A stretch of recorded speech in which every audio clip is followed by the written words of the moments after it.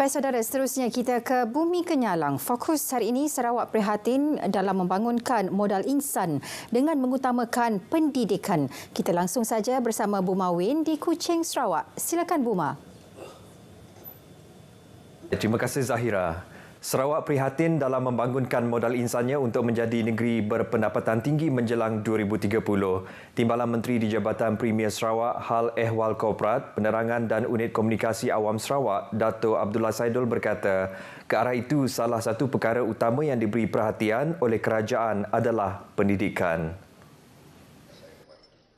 Pelbagai inisiatif telah dan akan dilaksanakan untuk memastikan pembangunan modal insan dari peringkat bangku sekolah hingga ke institusi pengajian tinggi antaranya seperti pertukaran pelajar di bawah program Yayasan Sarawak ke Semenanjung atau institusi antarabangsa menyediakan kemudahan pendidikan berkualiti serta menaik taraf sekolah-sekolah daif. Beliau yakin hasrat untuk membangunkan agenda digital di negeri ini akan tercapai dengan adanya modal insan yang berkualiti. Beliau berucap pada Majlis Makan Malam Penutupan lawatan Muhibah ke Sarawak, pegawai-pegawai Kementerian Pendidikan Malaysia KPM, Majlis Amanah Rakyat MARA, pengetua dan guru pengawas program pertukaran pelajar Yayasan Sarawak di Kuching semalam. Dato' Abdullah juga menyeru agar ibu bapa memberi galakan kepada anak-anak untuk menyertai program pertukaran pelajar untuk mendisiplinkan dan membuka minda anak-anak. Pada majlis itu, beliau turut menyaksikan majlis pertukaran memorandum perjanjian antara Yayasan Sarawak dan Petronas.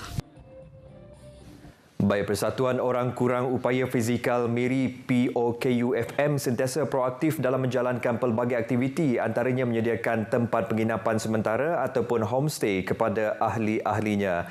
Timbalan Menteri Pelancongan Industri Kreatif dan Seni Persembahan Sarawak merangkap ahli Dewan Undangan Negeri Piasau Datuk Sebastian Ting berkata, walaupun menghadapi cabaran dari segi pergerakan fizikal, namun mereka sangat proaktif dan berdikari. Walaupun they have some challenges physically, but then they can among themselves, being united they can do quite a fair bit of things Of course, I always like to say that they are a fantastic group They are not there to just sit down tunggu saja, but they on their own. Beliau berkata demikian kepada pemberita selepas mengadakan lawatan ke Pusat Aktiviti Persatuan Orang Kurang Upaya Fizikal MIRI POKUFM di Jalan Pantai MIRI baru-baru ini. Sementara itu, Setiausaha POKUFM Abdul Aziz Ibrahim menjelaskan homestay tersebut merupakan kemudahan untuk setiap ahli membuat sebarang persiapan aktiviti yang akan dijalankan. Untuk program homestay itu sebenarnya dia fokus kepada ahli OKU kita di mana setiap kali program dan aktiviti yang kita adakan sehari sebelum dan sehari selepas tu kita akan buat homestay. Tambahnya, untuk perancangan jangka masa panjang, mereka berhasrat untuk membuat homestay ini sebagai satu produk perkhidmatan di samping memberi peluang pekerjaan kepada ahlinya. Seramai 1,108 orang guru baharu terdiri daripada siswazah keluaran universiti awam dan swasta telah ditempatkan oleh Kementerian Pendidikan Malaysia KPM di Sarawak berkuat kuasa pada 28 Disember ini. Menurut kenyataan media Jabatan Pendidikan Negeri Sarawak JPNS hari ini, daripada jumlah tersebut, seramai 422 orang guru ditempatkan di sekolah rendah manakala 686 orang guru di sekolah menengah.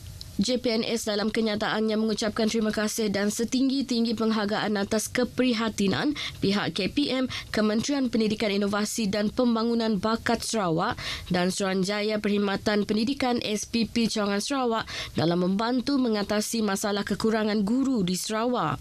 Untuk itu, JPNS akan sentiasa bekerjasama erat dengan pihak KPM, SPP dan semua pemegang taruh sektor pendidikan dari semasa ke semasa bagi memastikan isu kekurangan guru di Sarawak dapat diatasi.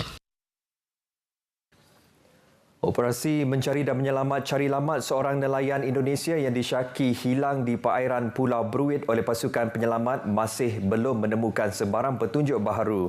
Menurut Pengarah Zon Maritim Tanjung Manis, Komander Maritim Gilbert Tinggak Numpang, Maritim Rescue Sub-Center MRSC Kuching telah mengkoordinasikan op cari selamat bersama Polis Diraja Malaysia PDRM, Jabatan Bomba dan Penyelamat Malaysia JBPM, Angkatan Pertahanan Awam APM dan pasukan Polis Marin PPM dengan kekuatan keseluruhan anggota seramai 53 orang.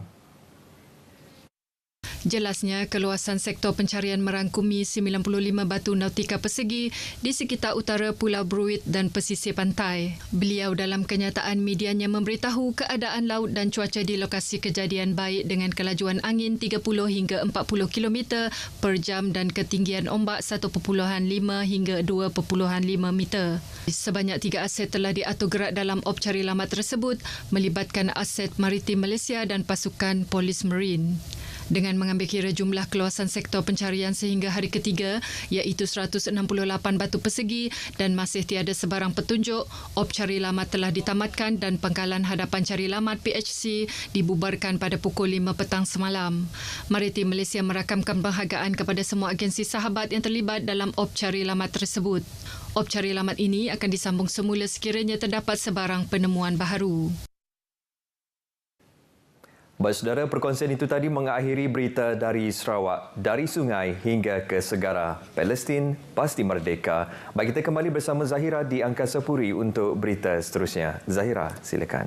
Baik, terima kasih Buma.